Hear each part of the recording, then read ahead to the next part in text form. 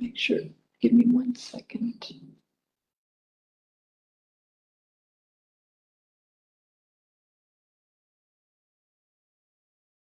make sure this phone's off too.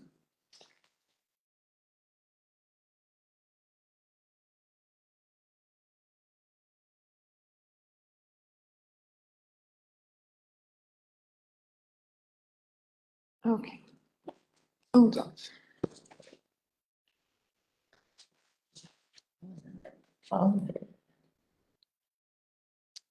Ready. Are we on? Great. Welcome, everyone. Good evening. Happy end-ish of August. Summer's flying by.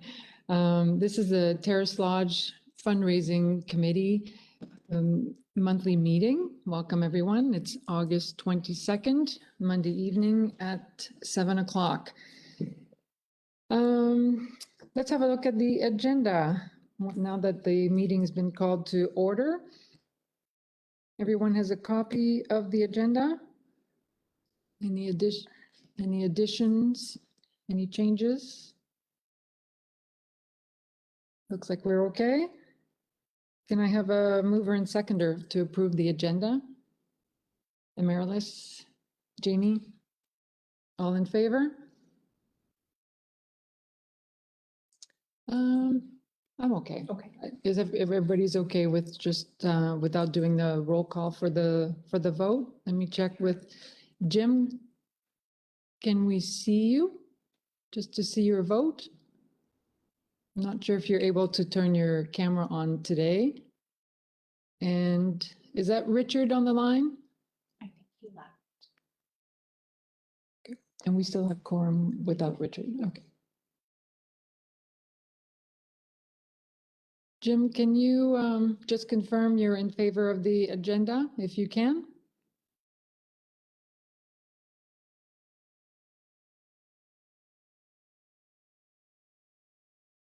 It's muted. I don't know. Yes. It's not muted. There. We can see your. Well done, Jim. Okay, so we have the agenda approved. Now let's look at the minutes from July 18th. Any errors or omissions? It was with your agenda package. Okay, seeing none. Can I have a mover and seconder to adopt the minutes from July 18th? Kay, Jamie, all in favor?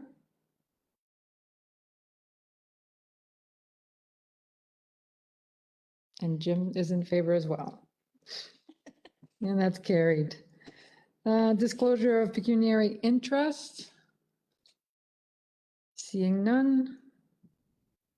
We have no delegations this evening, so we can move right into briefings and our usual briefing in terms of donation update. Over to you, Jennifer. Welcome. Good evening to you, Madam Chair and the committee.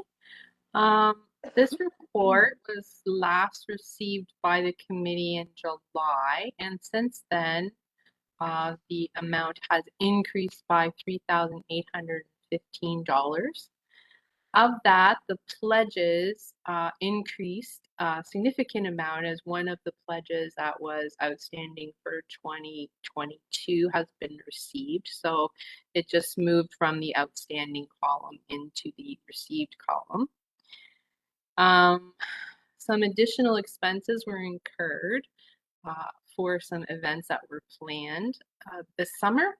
And we have, I understand, approximately 47% of our total overall fundraising goal achieved at this point. So if there's any questions from the committee at this point, I can answer them. Great, thank you, Jennifer. I know there were a couple of entries that were just made maybe in the last few days. I don't know this report would not capture anything because this is as of Friday, is that correct? Yes. Yeah. Yeah. Yeah, so I think we have a few more $100, I think maybe 500 or something that came in. So that's great. Great news. Still tracking. I mean, it's summer. We know it's a little quiet, but it's been great to see that we're still moving in the right direction. Any questions, comments? Anything to clarify? Oh, Jennifer? So I do have a comment. As things are starting to get purchased, I thought it would be a good idea to put that on here as well for the committee's information so that they can understand what is happening as far as purchases go. And it would be against not necessarily the fundraising, but we could put it in a separate section, or we could add it to the expenses side here at the bottom somewhere. I just wondered what the thoughts were from the committee's perspective as to what they'd like to see. Any thoughts on that? Because, yeah, we've had a few donations, for example, that required us to spend the money right away or by a certain date. It was part of a specific budget year. And so some purchases, specific items, so it's no longer sort of this abstract thing that we are actually starting to buy some of the items. So the idea would be to start tracking that as part of the reporting. So maybe it could be separate, as Jennifer suggested, like just maybe an appendix to start showing where the money is starting to go. Yeah, I'm seeing some nods, Jamie. Good to put that on our fundraising page as well. Yeah, So people can see that we've actually started to. yeah, It makes it more tangible that way. yeah. Okay, any other comments? So great suggestion, Jennifer. And so does that mean as invoices come in for actual items? So they're not campaign related. So they're almost a little bit more operational because that's actual money now that's in the budget of the operations of Terrace Lodge. But we're still going to process that. I mean, they would go to you, Jennifer, right, to be processed anyway?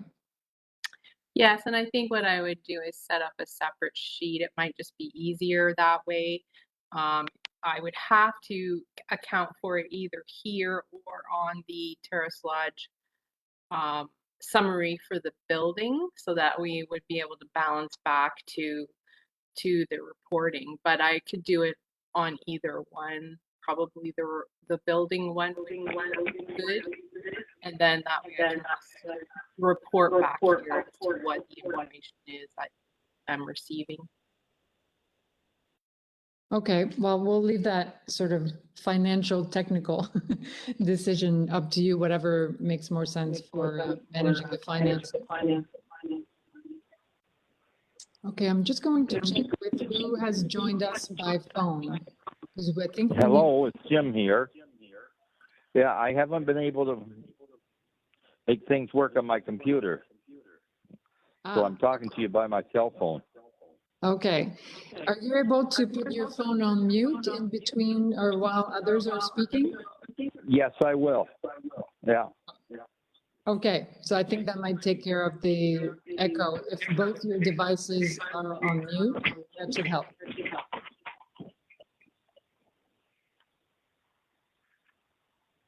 Okay, so I'll start to track that as stuff comes in and then just give a report relating to that. So if things could be forwarded to me, then I guess Tanya or Michelle, whoever's purchasing, then I can keep track of what we're getting. Great. Excellent.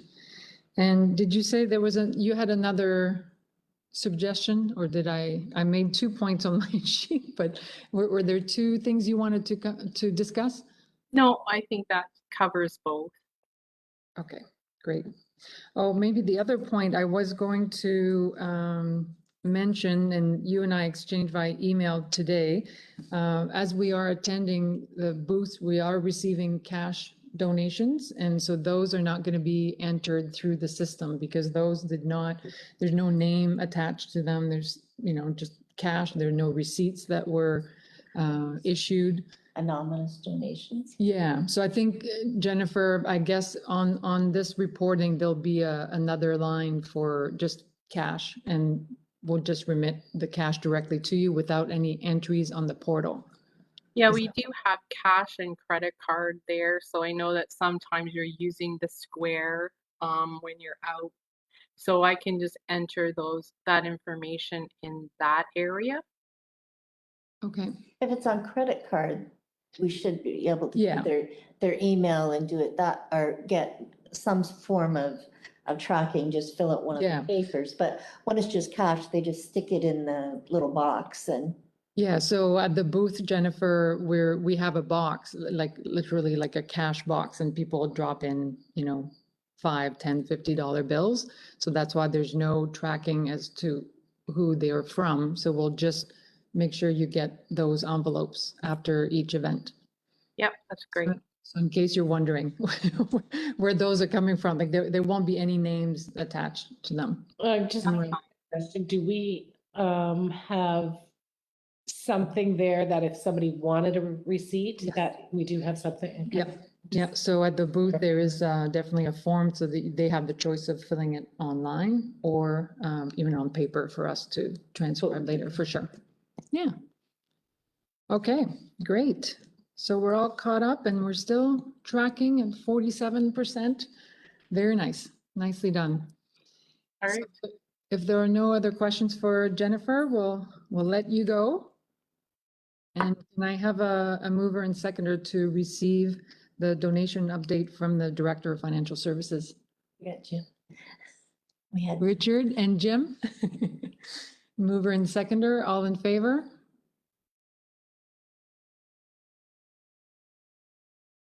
Richard, are you in favor? We're not going to do a roll call, so if I can see your hand, perfect. Thank you. Carried.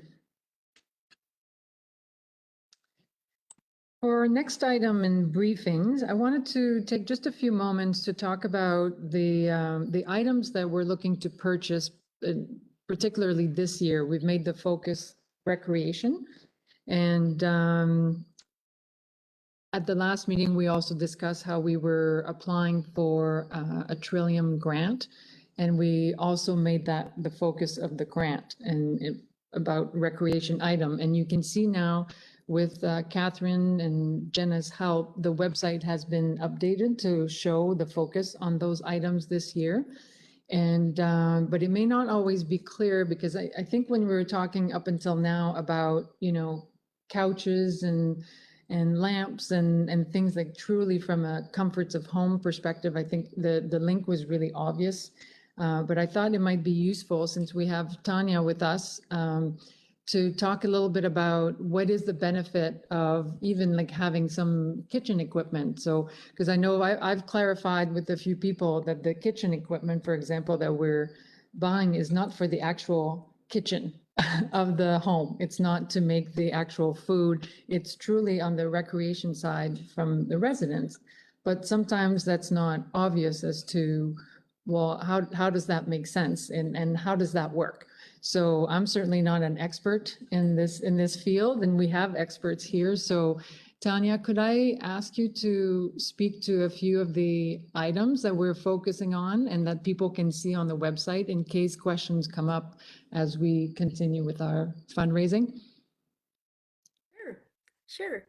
I would love to. So, yeah, so the items that we selected and that are posted on the website were all they're all items that because now we're going to have more leisure space, we're going to have recreation rooms on each of the units. We realize that we'll also need supplies for each of those wings and units so that the residents in each of those home areas can have, similar to the campaign, the comforts of home. So a lot of times items that we in our own personal lives that we use, we think of them as, a task-oriented item that you use to cook dinner or whatever the case. But a lot of the items, specifically, I'll use the baking items. There's a lot of kitchen items. But a lot of those items are used for the enjoyment of residents. For instance, a bread baking machine is such a nice thing to be able to have on each wing. You've got the aesthetic enjoyment of the scent of fresh baked bread. You've got the aesthetic enjoyment of tasting the bread, and also the programming of selecting recipes and what are we going to bake, and also the involvement of volunteers.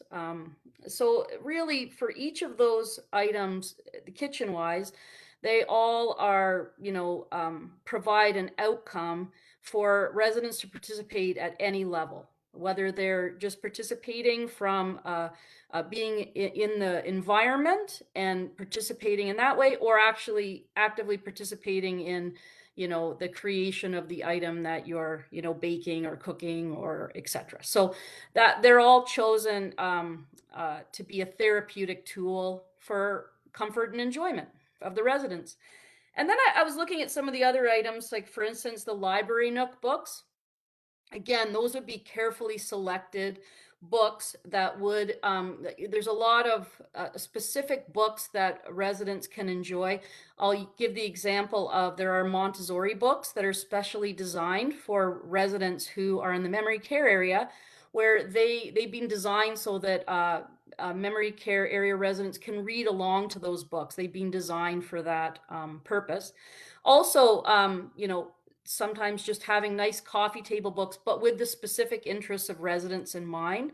Whether people are interested in, like we often, animals are a big, people love animals. So having really nice picture books where people can flip through and then it can elicit discussion and conversation, or people can do that on their own. So the books, again, would be specially selected and chosen books, as well as some large print. Some people love reading and large print books, or it could also be talking books and those sort of things that we use with our devices. So that the books would really add a lot as far as when the residents and their enjoyment on the wing. And then we've got whiteboards, Beauty Nook, which I see is sold. So it's just having spaces where activities and programs can be done in place, and also as independent as possible. That was part of the goal of the items, was in leisure, we try to work towards, where people might need assistance to participate, all the way to somebody being able to participate independently. That's really our goal in leisure, wherever possible, is that people have things that they can participate with on their own, based on their interests, with assistance or independently. So those would be some of those items. And I know that we have the gift shop table and chairs in there, which gift shop is a nice independent way for people to enjoy shopping or visiting if we have volunteers. And then I think there was another area that was technology. And as I'm sure you're aware, technology is a big, a really important part of, I think, everybody's lives, including the residents. And, Netflix, having iPads, having access and assistance with any computer programs, computer classes. Just like us, the residents really enjoy learning new things and learning how to use technology and communicating with their families, and keeping in touch with the community at large. Computers and technology are a great way to go about that. Also, there are some specialized technology that really help people or assist people at any ability level to participate in a personalized experience. So that's a little bit about the technology. And then we have outdoor recreation, which I know people have noted the duet bike. I'm sorry, I'm opening it up. The duet bike that we have, which is a popular item out there in long-term care right now. I've heard a lot of positive feedback about the duet bike. It really gives people the opportunity to have the experience of being on a bike, being outdoors, and also being with another person on a bike outdoors. So you have the social aspect, you've got the the physical experience, and nature, which is one of the number one things that residents really enjoy. So the duet bike, it's time tested. Other homes, long-term care homes, do have that bike, and I've heard positive feedback in relation to it. We have outdoor fitness equipment. And the outdoor music therapy equipment is really interesting, and that allows people to, as they're visiting or going out of doors with their family members or with a recreation staff or independently on their own, it allows you to enjoy music that you're able to participate in. So it can be physical, it can be aesthetic, where you're enjoying the actual creation of the sound, but it also encourages people to kind of walk and explore the outdoor space. So those are a few of the items. Does anybody have any questions about specific items? Jamie? I just have a question. Where would they ride this bicycle? Yeah. So it would be out around the outside of the building. So, and again, there's a lot of safety features with the bike. So obviously people are wearing safety equipment there, and we would have a process by which we'd make sure that people were appropriate for use of the bike. The bike that we're looking at is an electric bike. So I know the one comment I've heard from people who have the bike is that the pedaling, there's 3 different kinds. One's a pedal one that you like solely on foot power. And then there's the electric version. So they did say the electric version is much more pleasant of experience, I think, for the person riding the person that's propelling the bike. But yeah, there's outdoor pathway around the outside of the building. So it would have to be, make sure that we have a safe space to do that. But it would be kind of like a go around the building. Okay. And the person doing the pedaling, could that be, does it have to be a staff, or could it be a caregiver, or like a family member? I think that's a great question, and I think we had a conversation about that, and I kind of tossed that around, and I think that would be something we could definitely explore as far as the policy and the procedures and the safety and how difficult it is to ride and all those things. But I could see that it would be something that potentially a volunteer or staff, and I'm not sure about family, but I mean, based on whatever policy development and other homes are doing, I think that, the more use of it, the better. I went to Chartwell the other day and asked about their bike Right. and how much it gets used. And of course, the last couple of years it hasn't, but they've got, houses and that behind and roads that they can ride it on. Terrace Lodge hasn't got that. And if they head down that slope, they'll be on the highway. That's what I'm wondering. Okay. I don't think it's. Okay, so I don't know how much the landscape on outside, like I know we've talked about the courtyard many times, but I suspect like the parking lot and the back with the new wing, that's all going to change, right? Would that provide more safe space to be riding the bike, Michelle?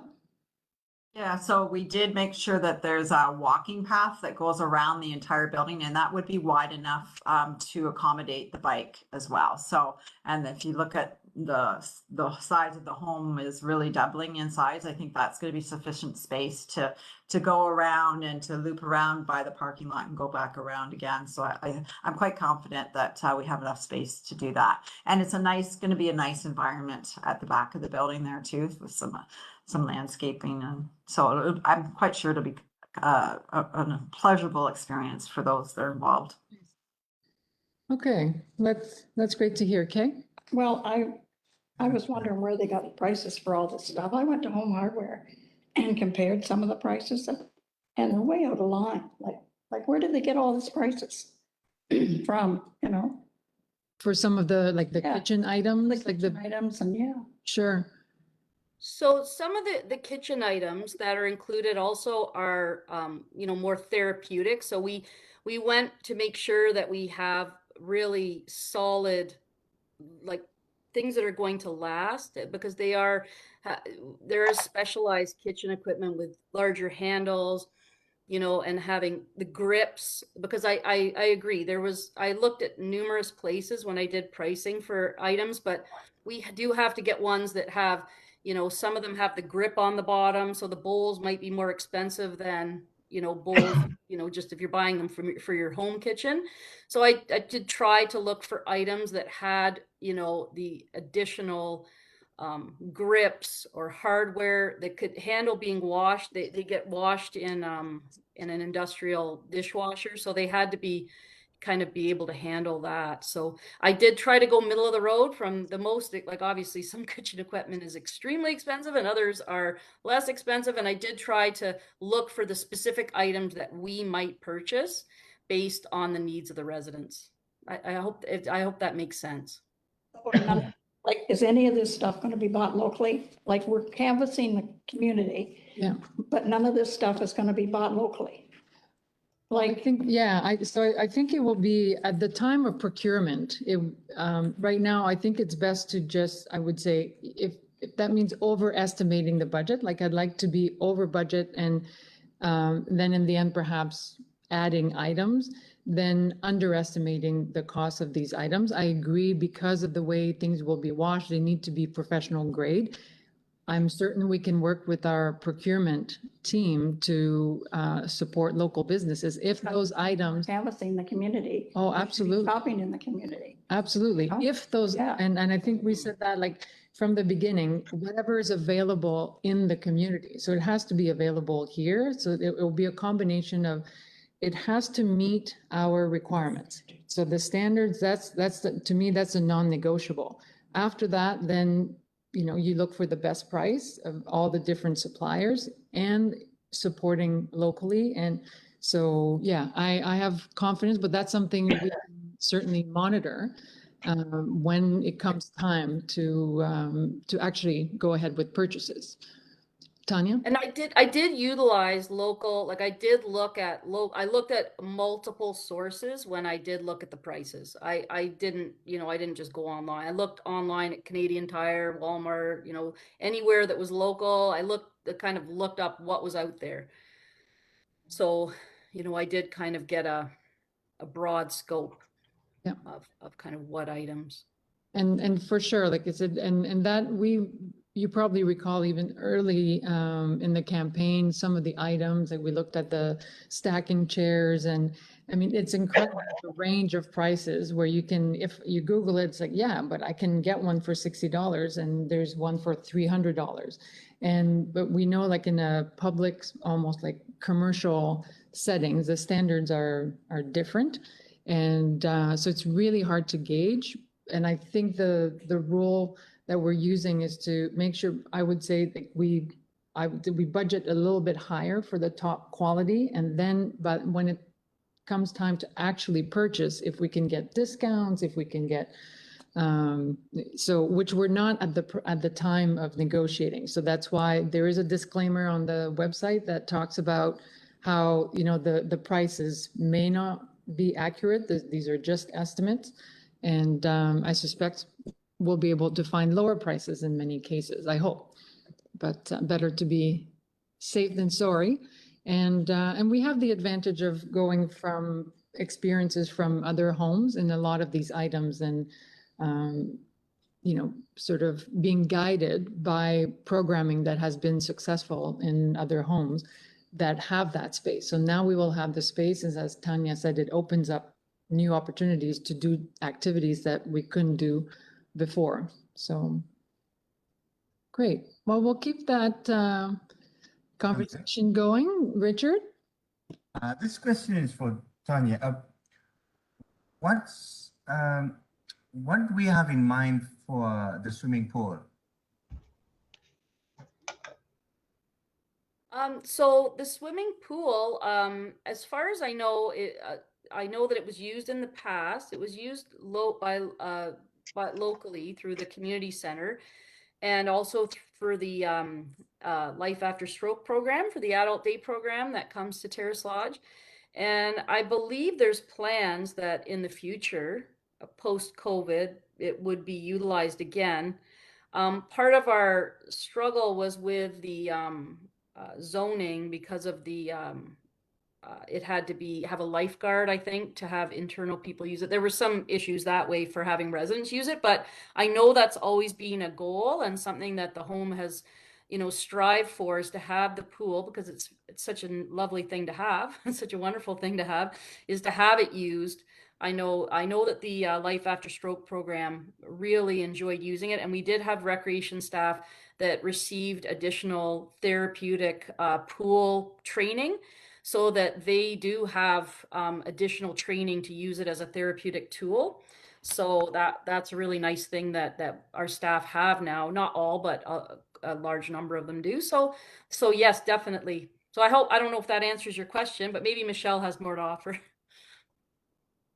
Yeah, it's a great question. So because of the pandemic, the pool has been not being utilized temporarily, but we do look forward to being able to offer that service again. And it's been over the years, it's been just a great experience to have the kids coming in for swimming lessons in the evening and on weekends, and the residents just light up, of course, when children are coming into our homes. So we look forward to the opportunity to be able to make the pool available to those in the community again, and always looking at, you know, any opportunity that we can to include residents. But Tanya, you're right, it's we did have to pause that as due to some changes in legislation and requirements.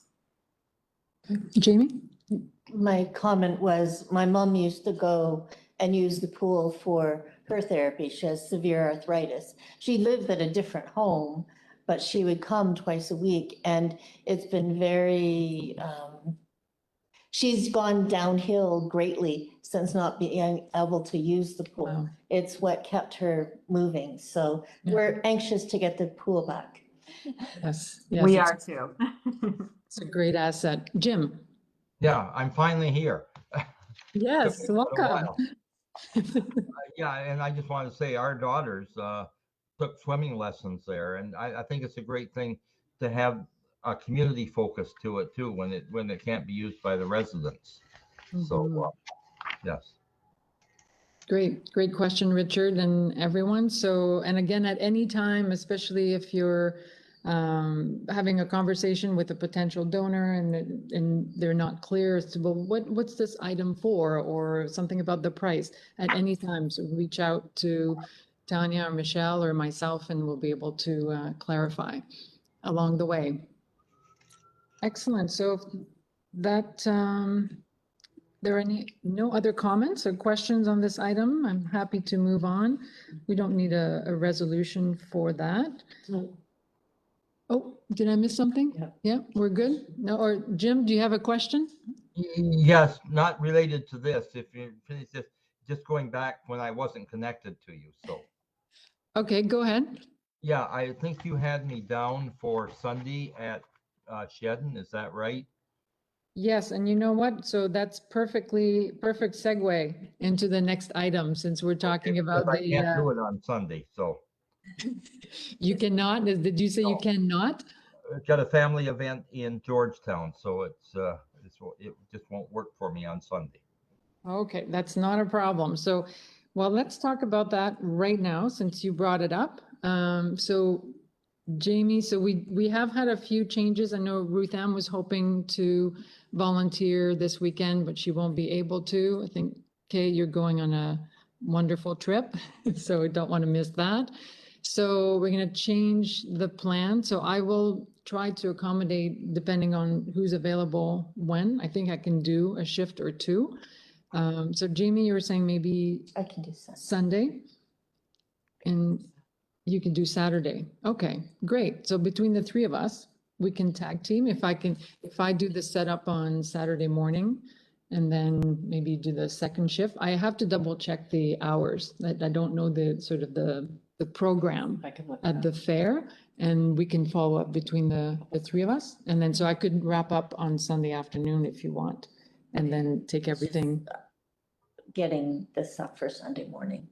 Yeah, because depending on the setup, what we're finding is that you can leave some things, but not like at Port Stanley, we wouldn't have been able to leave anything. It was a complete like tear down and rebuild. In Aylmer we took obviously all the electronics and valuable items, but we were able to leave, the setup and the flag. And so I don't know what the setup's going to be like, so I'm happy to. Do we know if we're inside or outside? It's inside. We're inside? We're inside. Okay, so it's probably going to be the same thing as Aylmer then. So maybe we can connect. I can even drop off the electronics on, yeah. Yep. Like well, between the three of us, we'll. Use it. Yes. I have an iPad. Great. Jim?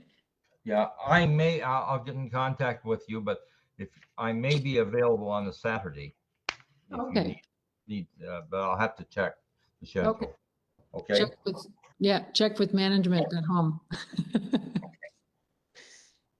Excellent. Well, since we're talking about the booth, we haven't met since we've started doing this. And so the last time we met, it was a great idea.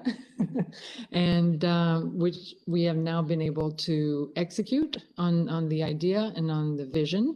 So I think it's working out well as far as breaking even in terms of our costs. So we said from the beginning, this is not a specific fundraiser. We just want to cover our costs. And I think on average, we are raising about the $75 per day, which then plus or minus, which then covers the total cost of everything that we produce.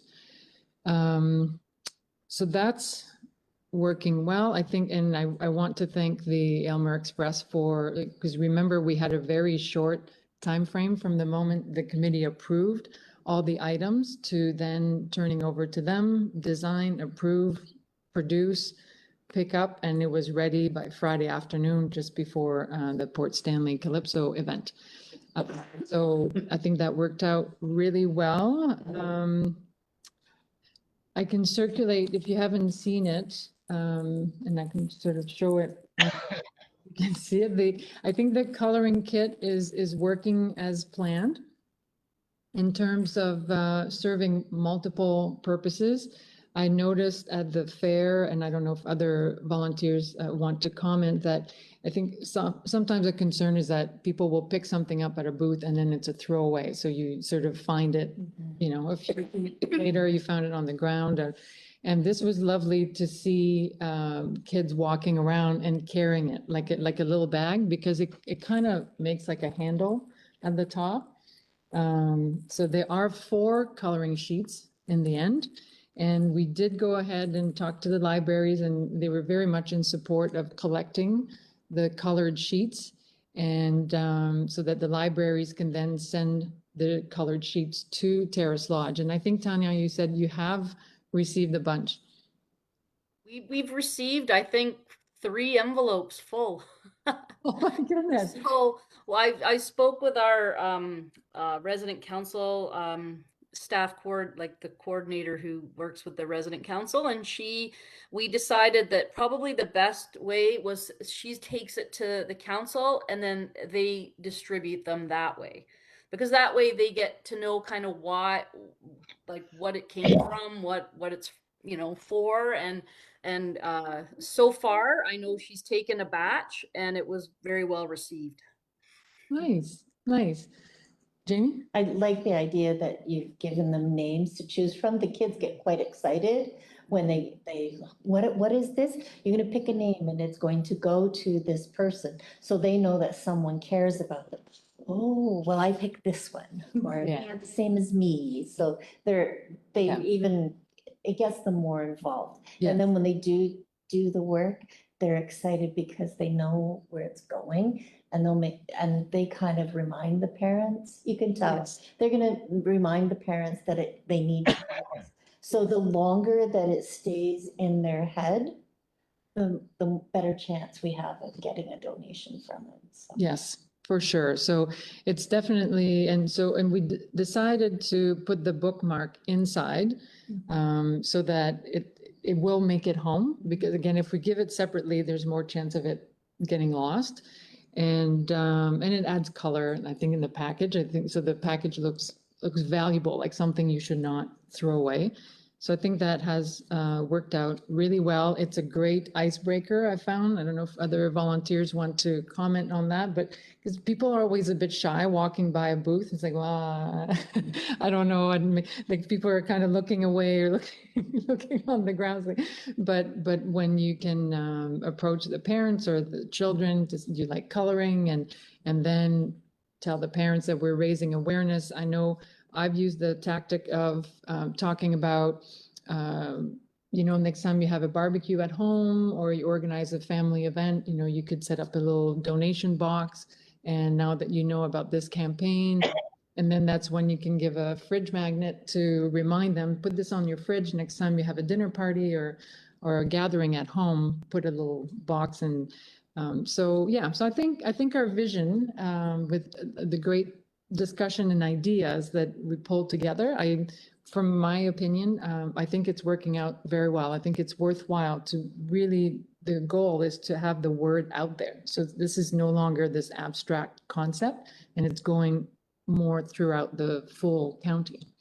So other comments, Jamie? Oh, I don't know if you're aware, but Carrie did come and do glitter tattoos at the Elmer Oh, I Fair. didn't know. And it was a big hit. We put a poster up outside that said glitter tattoos inside. So it drew more people, and they actually made an announcement that we had free glitter tattoos. Oh, my goodness. So while the children were getting their tattoos, we talked to the parents about the program. Many people had no idea that we were doing this campaign. Nice. So it worked really well. So I'm hoping that she'll come to Shedden with us. Oh, yes. So I was gonna ask, can we send a thank you letter? She doesn't want a receipt. Absolutely. So for Dotsie, for Absolutely. donating the stencils themselves, and to Carrie for her time. Absolutely. If you send us the details.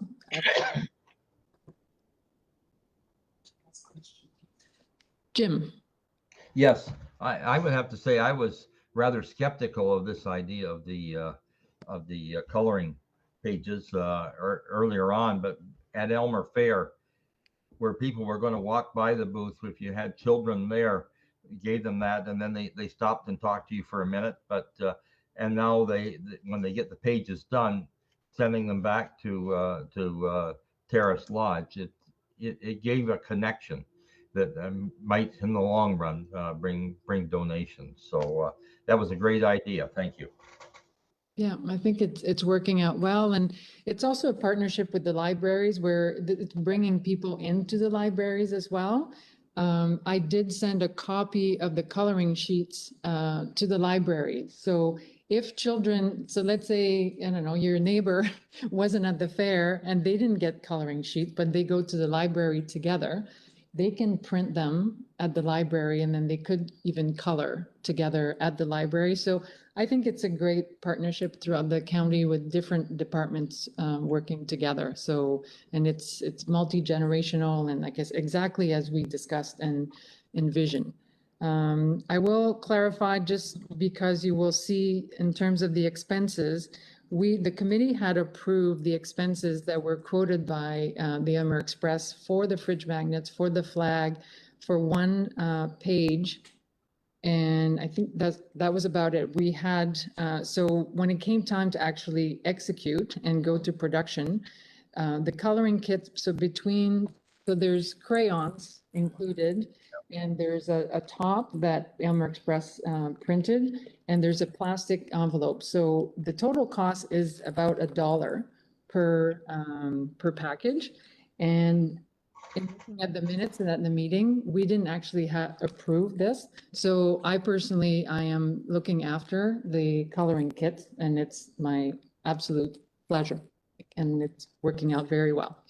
And I've even engaged my whole family in packaging them up because we were very short on time.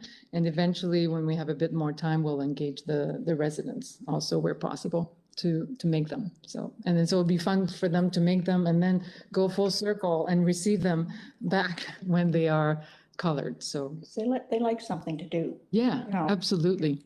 They do. Absolutely. So when the logistics permit, we will definitely engage them. So thank you to the volunteers who've contributed. It's been fun. I got to spend some time with Kay and got to know you more. I spent some time with Bridget as well, our new committee member. And so, yeah, and meeting lots of people in the community. So any other comments related to our booths? Just one. So this weekend is Shedden. The following weekend is Bacchus. I don't know where Yes. Bacchus is. Oh. I was there as a kid, but I've never been there in years. You're just gonna keep going through Shedden and you're gonna get to where the, Was the other way. no, it's, you keep going west on Highway 3. So you're coming from St. Thomas. Okay. West. You go right through Shedden. And then when you get to the blinking light at Wallacestown, you turn left Okay. and you'll see the signs to get you there. It's left, you get down to the end of the road and you turn left again and it's right there. Somebody told me it was that way. I thought, no. I thought it was.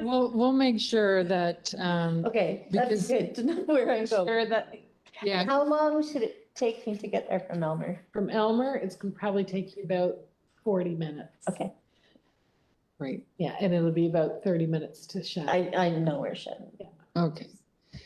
So we'll make sure, so thank you for all of you who are available and willing to spend some time at the booth. And before each event, we need to coordinate the materials anyway, so we'll always make sure that you know exactly, that you have directions and we can tell you where to set up, like whatever information we get from the organizers, we'll pass along and make sure everybody's got what they need.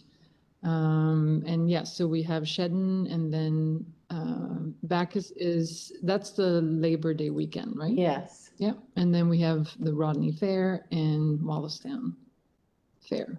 So, yeah, so we'll take them one at a time and go from there. So thank you.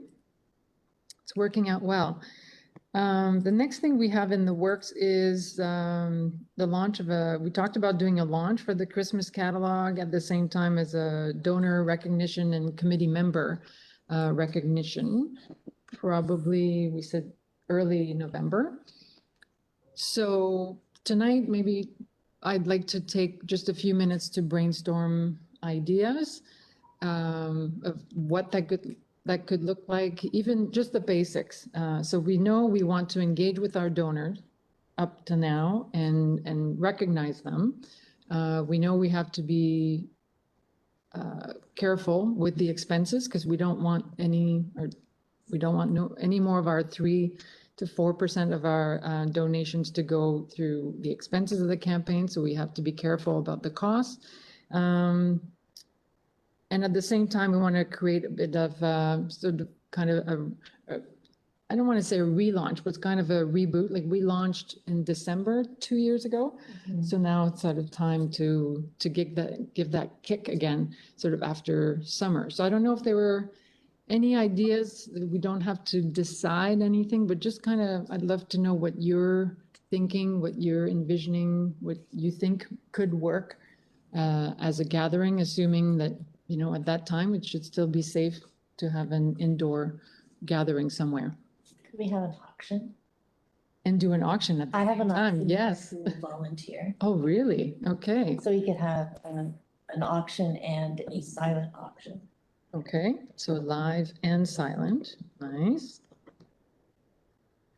So yes, it means asking for donations, but for those people that aren't willing to give a cash, some are willing to give an item. Yeah, So, Yeah. so, okay.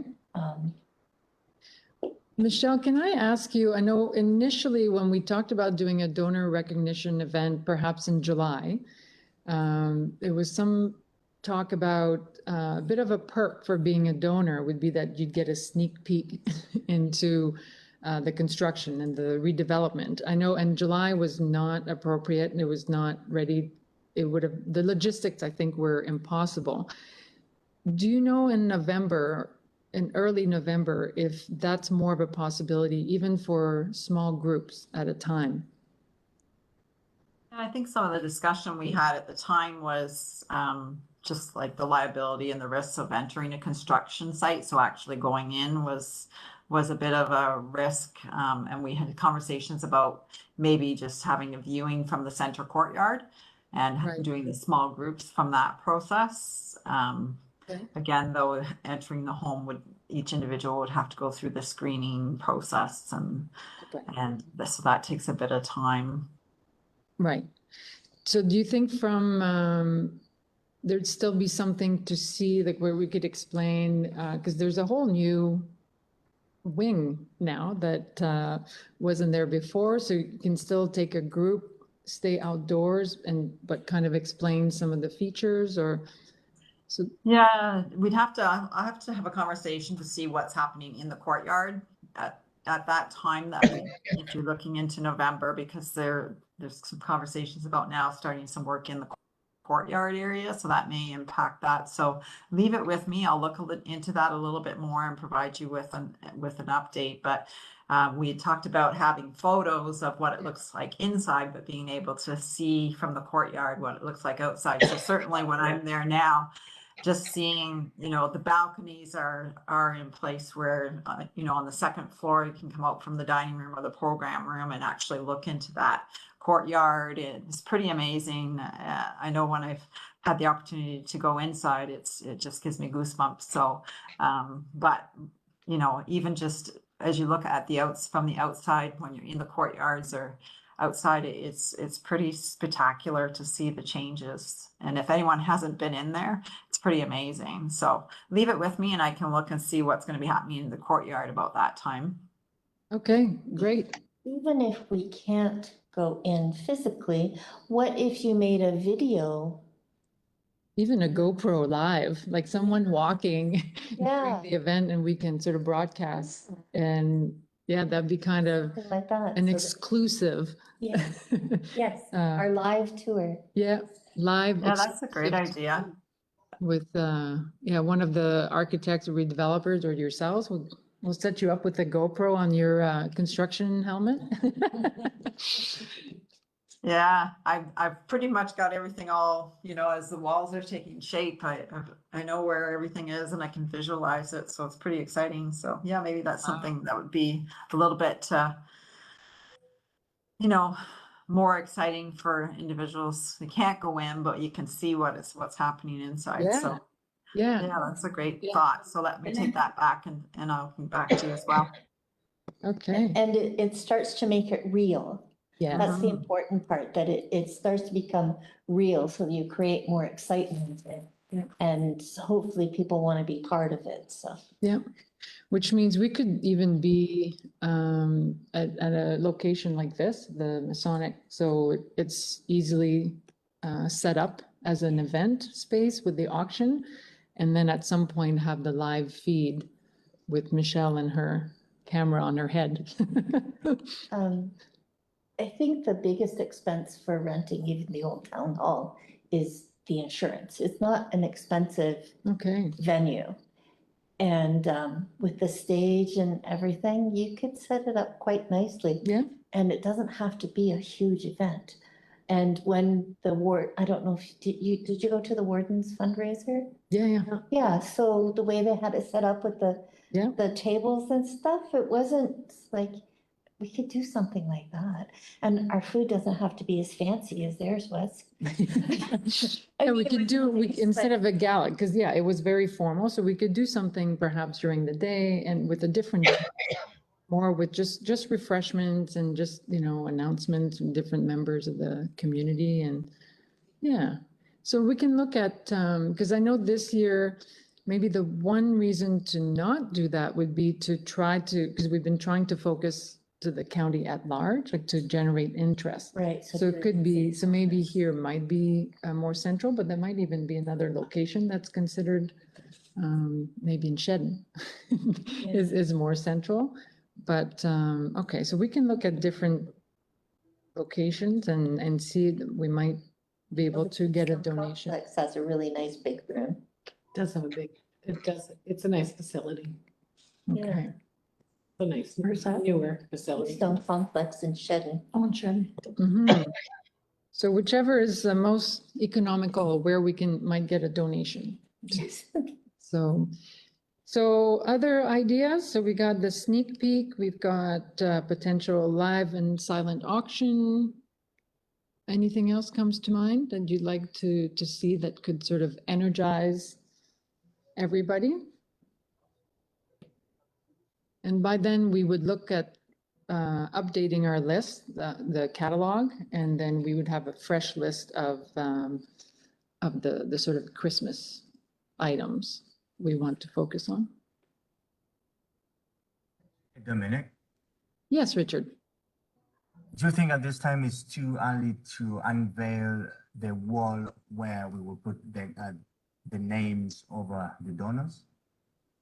Yes, yes, because I think we want to wait very close to the end when we have all of the names and then we decide on the design and because I think it will take place late, much later in the end of the construction. But you're right, at some point, particularly when we bring the campaign to a close, then there should definitely be an event and like a kind of unveiling of the wall and, yeah. That would be nice if we could have it at the home. Yes, so hopefully, so No we would wait, that's right. Have it there. Yes, so we can hope that restrictions will ease by then. Right.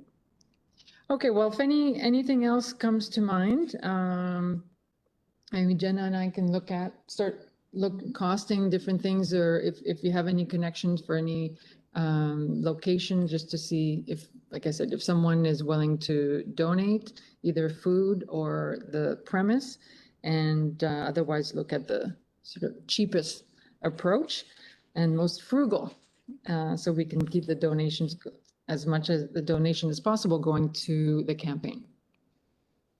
Okay. The next item was the telethon. So I don't know, Richard, we didn't get a chance to connect before the meeting, and I'm not sure if you had a chance to start working on, I think you'd committed to looking into a proposal for the telethon and timing, or whether we should or should not proceed. And it's a really good time to be frozen. Or just pretend to be frozen. No, I actually had it all. No, I haven't gotten a chance to dig deeper into that, but I'll get the ball rolling. Thank you for that. And I think even at the last meeting in July, we said that we were not looking into anything until later, into next year anyway. So it buys us a little bit of time. So in other words, nothing for this fall. I think between the different fairs and a recognition event, I think that will be good for this year. Okay, well, if anyone can help you out, you let us know. Otherwise, it brings us to other business. Is there anything else that we should discuss?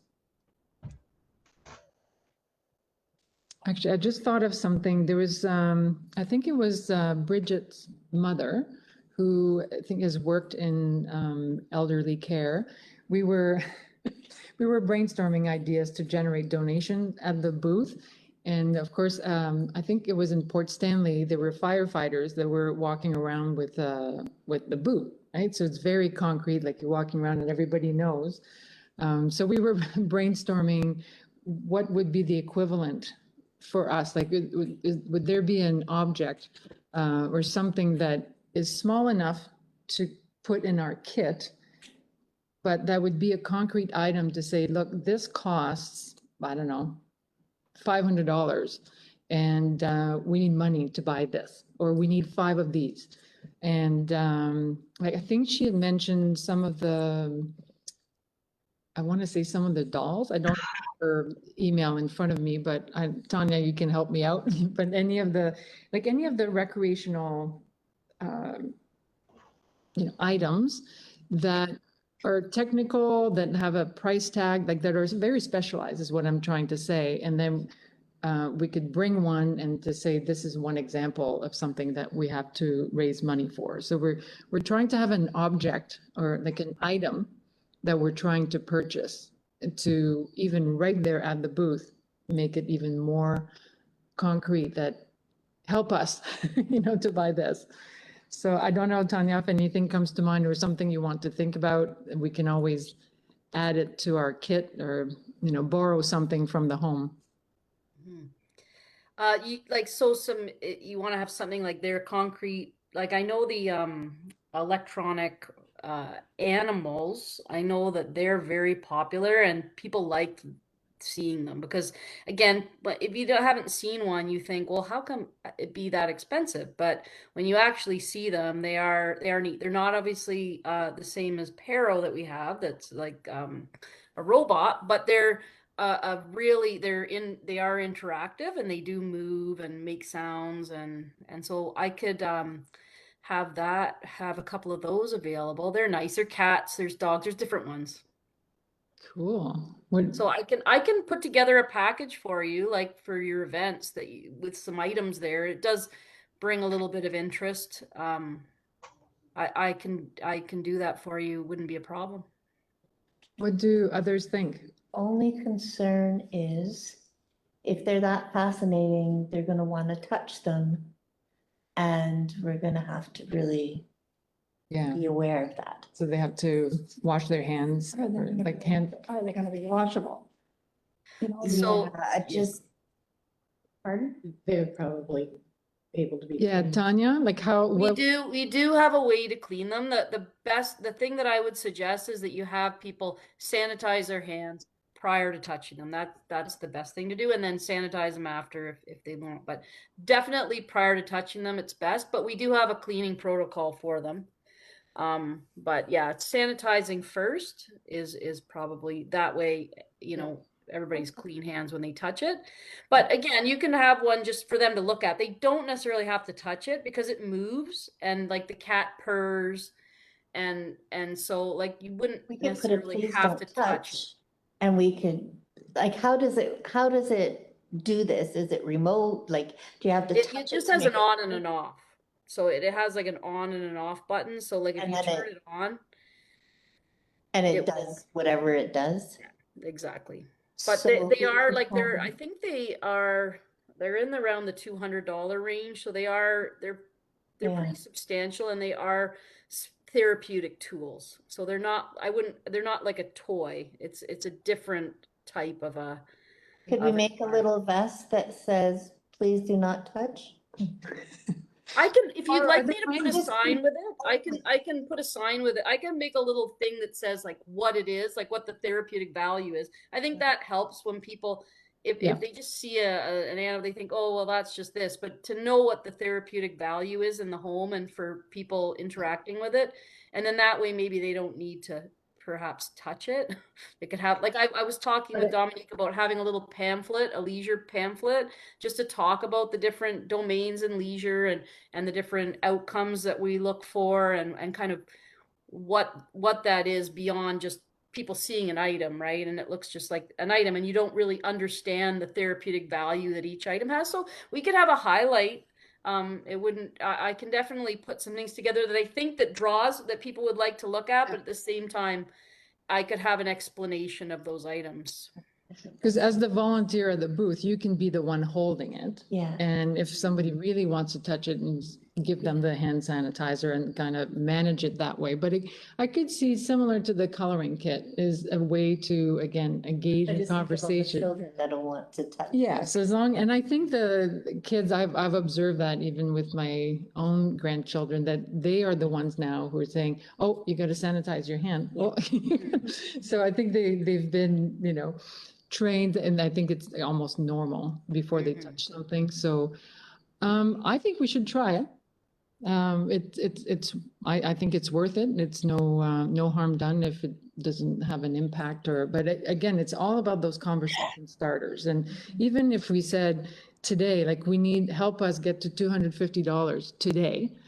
And when you can see the box, cash is sitting at about 100. It's like, we need to buy this, right? So even just to get the conversation.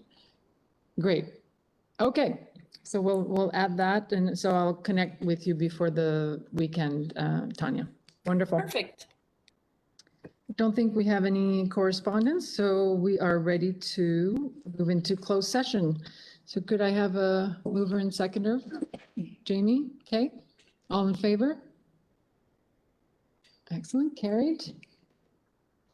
Yes, and we'll take okay, welcome back. Can I have a motion to rise and report? Amaryllis and Richard. All in favor? Carried. Thank you. And can I have a motion to receive the donor outreach update? Mover and seconder, Jim and Jamie. All in favor? Carried. Great, so date of next meeting. What do we want to look at? So I am aware that our brand new committee member, Bridget, now has work that I think requires her to work on Monday evenings. So if we continue on Monday evenings, then she cannot attend any of the meetings for the rest of this committee. So at least till December. So I don't know if I know we were doing well with Monday evenings, but would we be willing to consider another evening? Can we start with evenings that do not work? That we should. Tuesdays and Thursdays. Tuesdays and Thursdays are out? And every second and third Wednesday. Okay, well, then. Wednesday for me is. But did anyone say the first Wednesday? No, yours is Oh, second. wait, ours is the. Okay. Hang on, yeah, ours is this. We'll have to. It's different during the summer. Now I Right, lost track. right. Um, So we probably, Yeah, it's the first and third, the first and third, I can't do. When is yours? And where's the, on the second and fourth? and do the second. Okay, and you can, The last Tuesday. I work Tuesday, You work and Thursday. right, so all Tuesdays and Thursdays are out. What I will do, we've had some success with other times on Monday. I don't know if, so we could stick with Monday. I don't know if anyone's available during the day. I can come during the day. No, you're not. No, I'm back at school. Oh, yes. Okay, Frowned upon if I. yeah. Okay, well, let's see. Time. If that's okay, we know we should meet around that third week of September. So we'll have a closer look and see if we can send a poll and find out what availabilities, what we might be able to squeeze in. So when, Saturday? yeah, Saturday, I've done Saturday mornings from, Oh, I work or- Saturday. oh, no. I work until 3 o'clock on Saturday. So may I ask while we're here, the evenings that you're not available, are you available, for example, at 5 o'clock or no? Okay. Because sometimes I know some meetings start at 7. And if we did like a fourth, there was a time, I think when the committee, we met at 4, like from 4 to 5:30. So it was the end of day, but can you connect online? Yeah, I could connect online, but our council meetings start at 5. Are you Right. talking Wednesdays? We start at 5. Right, and it's hard to predict what time you finish, I would, I would imagine. Yeah. Okay. All right, let me think about that. We'll figure something out. Figure something out. Like, even if we had to rotate it around so that at least you had different bodies in. Yeah. Because you miss out on ideas when you don't get different bodies in. Yeah, yeah. What about early in the morning? Like 8 o'clock. No. You have to be at school, yeah, I work already. Yeah. okay. So maybe well. I get up at 5 and work out. If you want. Well, let's not get carried away. Okay, well, let's adjourn for now and we'll canvass everybody individually just to see, but even before doing a doodle poll, because sometimes it's even hard to know what to suggest. If we know all the times that are out, then we'll see. Thursday. Yeah. And sometimes, like I said, we'll see if we can squeeze in like a late afternoon or a later evening, or we'll work out some magic. This committee has worked out magic from the beginning, so we'll do it again. So on that then, thank you, Richard. Before we close, I know in September we have the the Rodney Fair, which I volunteered to be at. Yes. Should our meeting be before that, so we do some brainstorming, or is that something we'll do through email?